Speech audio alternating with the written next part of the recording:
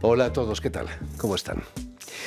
En nuestra sociedad actual se nos exige cada vez más la perfección, el récord, lo que no está nada mal a pocas semanas de los Juegos Olímpicos aquí en París, pero margina a los que cometemos errores, a los que no alcanzamos la marca. Afortunadamente hay artistas que prefieren poner el punto de mira en el fallo, la imperfección. Este es el caso de nuestra invitada de hoy, la fotógrafa mexicana Ivonne Venegas, quien utilizó para un libro las viejas fotos fallidas de su padre, también fotógrafo, que rechazaban sus clientes.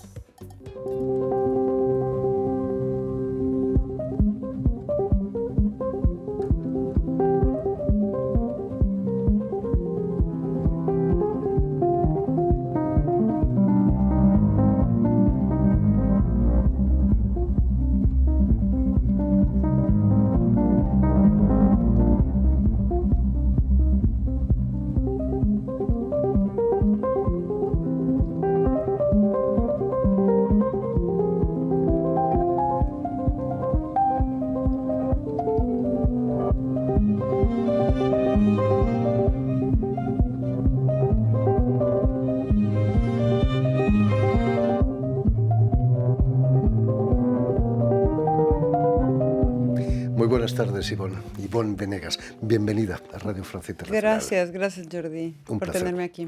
Un placer. La imperfección es lo que hace interesante las cosas, ¿no? La inteligencia artificial nunca podrá imitar los errores humanos. Sí. Quizás sí, algún día, ¿no?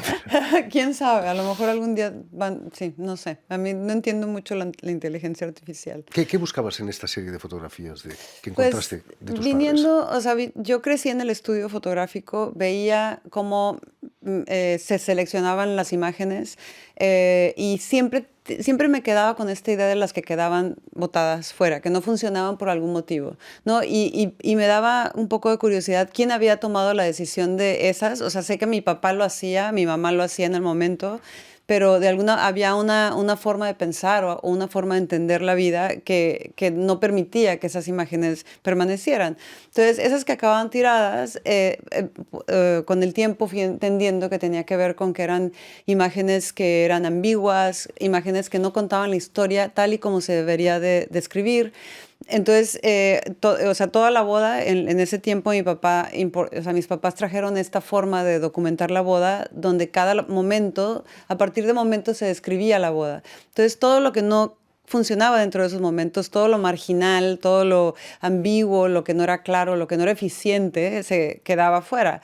Entonces, a mí como que desde ese momento, creo yo, sigo recordando ese momento que existe entre el acierto y el error, justo la ambigüedad, justo la indecisión, se ha vuelto un momento importante a través de mi práctica, pues, ¿no? Algunas fotos son incluso divertidas, chistosas, ¿no? Eso es lo que les Sí, gustaba a los clientes. sí, es que en realidad las imágenes que yo he reunido o he buscado en el archivo, voy combinando esta idea de la memoria, digamos, extraviada de los momentos que la gente vivió, a la par con los momentos que a mí me parece que, o sea, me parece que mis papás hacían unas grandes fotos también de repente, o sea, ¿no? Pero por algún motivo, como no cabían en esos momentos, pues nada, siguen viviendo en este archivo que yo recuperé, pues. ¿No te han llamado 50 años después alguno de los novios diciendo por qué han puesto esa foto? No, al contrario, por suerte he escuchado buenas historias en las que, porque yo los he llamado a ellos, porque a veces se han publicado algunas imágenes en revistas en Estados Unidos y les he llamado para decirles, oye, que voy a publicar tu foto, ¿qué tal? ¿Cómo están? ¿Cómo les ha ido estos 50 años? Y por suerte a uno les ha ido bien y hay muchas historias, a otros no les ha ido tan bien y ya no están juntos, ahora no, procuro buscar fotos de individuos, no de necesariamente matrimonios. Pasa la vida, pasa la vida. Pasa la vida, exacto. Permíteme que recuerde a nuestros oyentes que has nacido en Estados Unidos, pero que tus padres vivían en Tijuana, que has crecido en Tijuana. Ajá. Como decíamos, a menudo te caíste de pequeña en la olla de la pócima de Obelix.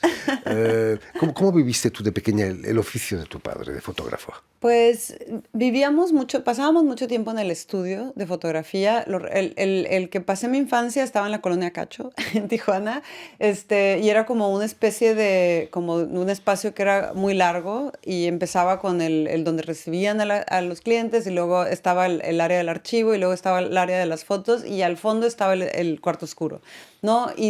Y realmente ahí hacíamos tarea, ahí comíamos, ahí a veces esperábamos nomás a que ya terminaran el día o a veces, o sea, digamos que a veces nuestras vidas en esa infancia, en los 70s, en los 80s todavía, era mucho estar observando a la gente que venía a ser retratada. A veces nos llevaban a bodas, o sea, no logro recordar por qué nos llevaban a bodas de niñas, pero yo me acuerdo cargando equipo, me acuerdo dormida en una boda, o sea, sabes, como algo muy extraño y realmente algo que sí recuerdo era que yo siempre me sentía como externa a todo lo que estaba pasando. O sea, no me sentía parte de esta boda, ni invitada, no, o sea, y cuando estaba sentada viendo a los clientes que entraban arreglados y que entraban listos para su foto, pues yo realmente, o sea, los estaba viendo en mi uniforme de la escuela, despeinada, o sea, no, como que era siempre estar observando desde un lugar de no privado, pero privado, o sea, de alguna manera era como que aceptado que estuvieran ahí estos niños, ¿no? Que eran los hijos del fotógrafo, ¿no?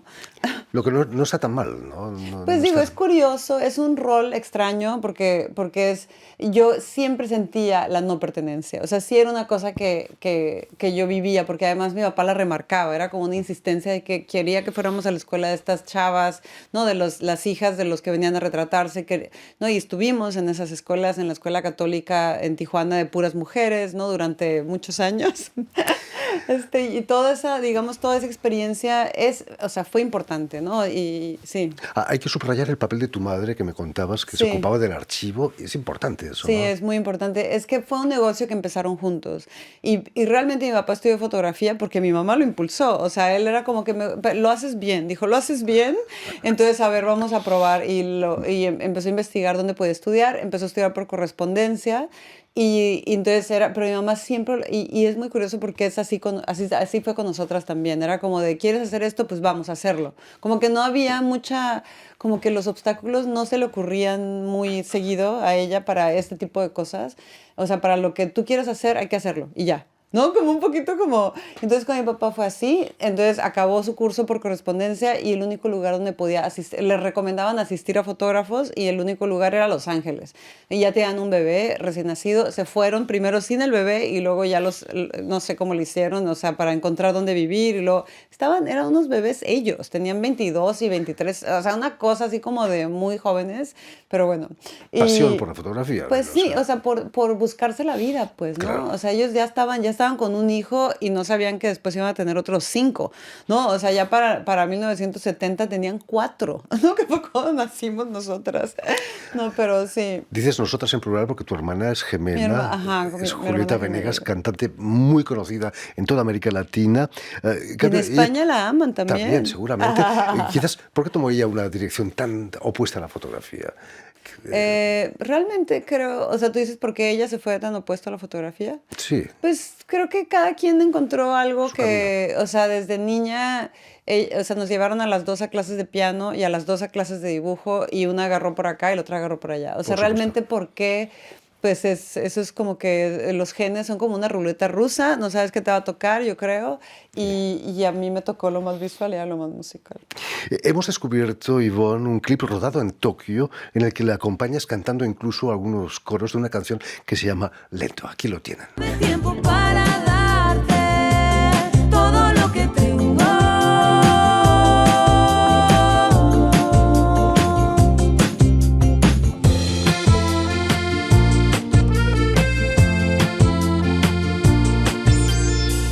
Si quieres un poco de mí, dame paciencia y verás, será mejor que andar corriendo, levantar vuelo.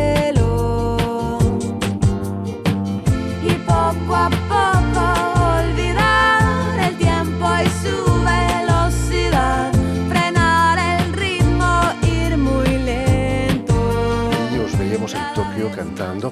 ¿Es cierta esa complicidad entre gemelas? Pues yo creo que es una relación bastante, es muy distinta a la relación con otros hermanos y hermanas, o sea, porque tengo muchos ahora con qué comparar. Y la complicidad, pues sí, yo creo que especialmente cuando éramos muy jóvenes, o sea, en la adolescencia, cuando cada quien encontró su camino, ahí tuvimos unos años de complicidad increíble. Y luego como que cada quien, no, yo me quedé en Tijuana, ella se vino a México, o sea, como que estuvimos, ¿no? No es verdad que nosotros no tenemos telepatía, si es lo que me estás preguntando, Jordi, ¿eh? O sea, ese tipo de cosas, complicidad sí, y sí hay una relación, yo creo que a veces para bien y a veces para mal, como mucho más intensa que con otros hermanos, pero realmente pues es una relación, la relación más importante de mi vida, realmente, ¿no? Aparte de mis hijos, pues ahora, pero pues la más larga, que llevamos 50 y tantos años juntas. Imagínate. ¿Qué ha supuesto para ti, para vosotras, el haber nacido tan cerca de Estados Unidos? Tú has nacido en Estados Unidos, Sí. estudias en la Universidad de San Diego. Ajá. Es otra vida, ¿no? La que se vive del Sí. otro lado de la frontera. Pues es curioso porque, o sea, como que en Estados Unidos no dejo de ser extranjera. En México tampoco dejo de ser extranjera. Hay siempre como esta sensación de que no se puede describir con un solo lugar de donde soy. O sea, nosotros lo llamamos la frontera. O sea, realmente la frontera es tanto San Diego como Tijuana. O sea, yo no puedo imaginarme Tijuana sin San Diego y al revés. O sea, es como que algo que se queda cortado a la mitad. Entonces, realmente para mí, el haber tenido un pasaporte norteamericano y estar viviendo en Tijuana era cruzar con facilidad. O sea, en los 70s era, soy ciudadana americana y te dejaban pasar. Ni siquiera tenías que enseñar un documento ni un acta de nacimiento. Entonces había ¿cómo decir? Como una creencia. Tus palabras eran suficientes ¿me entiendes? Para darte acceso al otro lado, ¿no? Y mi acento siempre, o sea, eventualmente aprendí a hablar como una americana. O sea, o sea, sabes, como que pero es una experiencia y es una forma, para mí es ahora una forma de entender la vida, como que de alguna manera siento que mi mamá de ahí viene con esta idea de los no obstáculos, como que hay esta cosa, como en la frontera se siente una cosa viva, que está en movimiento y que de alguna manera no tiene por qué, no se tiene por qué detener en un lado u otro. Es Por algo supuesto que como no. que, ¿no? Que yo encuentro que se acerca a como yo entiendo la Con la fotografía. presidencia de Trump las cosas cambiaron un Ay, poco, bueno, imagino, eso, ¿no? o sea, Terrible. ni siquiera he estado tanto en Estados Unidos te lo juro. O sea, como que yo ya prefiero no ver Mejor, eso, o mejor, sea. mejor. Pero volvamos a gestos de supervivencia, la exposición que inauguras la semana que viene, el 8 de mayo, si no me equivoco, Sí, en la Galería Lodo, aquí en París. Es una profunda investigación en el pasado de tu familia, ¿no? sí.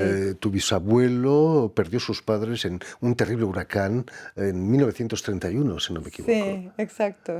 Es difícil, ¿no? Que tus Pues padres se mueran en una tormenta, ¿no? yo creo que ha de haber sido muy difícil, pero realmente creciendo con esa información tampoco fue algo que yo había entendido lo complejo y lo fuerte que era, ¿no? O sea, como que crecí de niña donde se comentaba eso vagamente, era como que ocurrió este huracán y se quedó huérfano tu abuelo y ya, eso es lo único que yo sabía.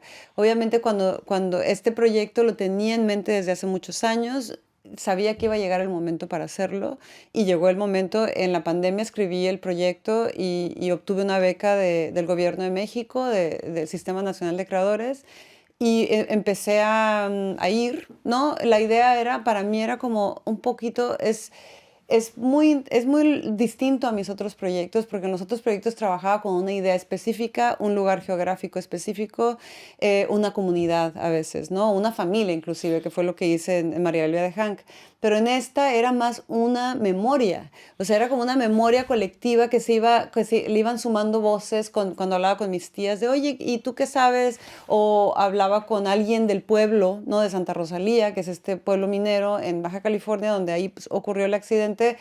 Y conocí a personas que vivían allá, que me contaban de las historias, hasta me compartieron imágenes de la casa de mis bisabuelos rota por el agua, ¿no? O sea, como mucha información que hasta mi mamá cuando la vio llorar, o sea, cada información que yo le daba, mamá, Eva, esta foto, aguas, llorando, o sea, como todo era movió muchos cables, muchos sentimientos y ha sido muy emotivo el proyecto. Pues. Además, tu abuelo tenía orígenes franceses, no me Sí. extraña que te llames Yvonne, ¿no? Que es el nombre Sí, clásico. digo, realmente mis papás nunca han tenido una relación ni hemos intentado tener una relación con Francia, pero cuando ves la historia dices, pues claro, o sea, esto ocurrió en un pueblo francés, o sea, Santa Rosalía existía por el cobre y la concesión se les dio a los franceses del boleo.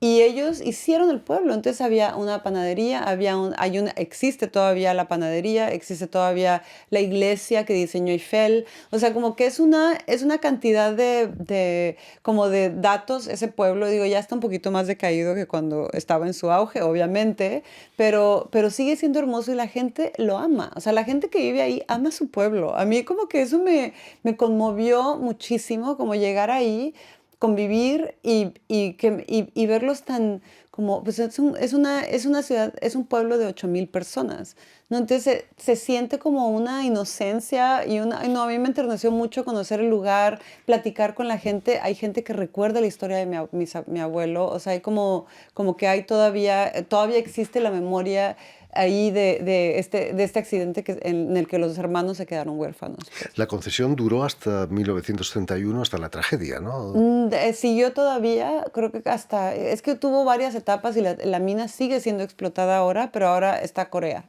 Ahora es una compañía coreana, o sea, sí. Las multinacionales están Ha pasado por invadiéndonos. ahí ya Canadá, sí, exacto. Imagínate. La exposición Gestos de Supervivencia la tienes abierta hasta agosto. Por allí van a pasar millones de personas que vengan a ver los Juegos Olímpicos, ¿no? Pues esperemos que sí, Jordi. Espero que tú sigas platicando de la exposición, porque yo no voy a Naturalmente. estar aquí todos esos meses. Necesito, por favor, que te encargues de que sí se entere la Lo gente. haremos, sin duda. Además está en la calle Verneuil, la galería, la rue Verneuil, a pocos pasos de la casa museo ahora de Serge Gainsbourg. Exactamente. Y Jeanne Birkin, que era su mujer, ¿no? Que también Exacto. nos dejó hace unos años. Vas a ir a visitarla, imagino, ¿no? Obvio, sí, total. Ya la vi por fuera y había cola. Entonces estos días me va a tocar visitarla. Te llevas a tu hermana también, Julieta, ¿no? Ah, no, es que ella no está acá. Entre cantantes irá la cosa. En fin, pues ya lo saben, tienen una cita en la Galería Lodo, aquí en París, el 20 de la Rue Verneuil, como decíamos, para la exposición de la fotógrafa mexicana Yvonne Venegas, Gestos de Supervivencia. Muchísimas gracias, Yvonne. Mucho éxito aquí en París y en otros pagos, como dicen Muchas gracias, los Jordi. argentinos. Permíteme también que dé las gracias a Vanessa Loiseau y a David Brockway, quienes se han ocupado hoy de la realización del programa, y también saludar a nuestros telespectadores, porque también los tenemos, que nos siguen en toda América Latina, en Tijuana estoy seguro que también. Ay, hola, Tijuana. Gracias a la cadena Unión Latinoamérica, Continental Latinoamérica, y una red que se llama TAL, TAL, que reúne televisoras públicas y universitarias de América Latina. Ah, qué maravilla. Me encanta. Y a ustedes, muchísimas gracias por su atención y les damos cita para una nueva edición de El Invitado de Radio Francia Internacional.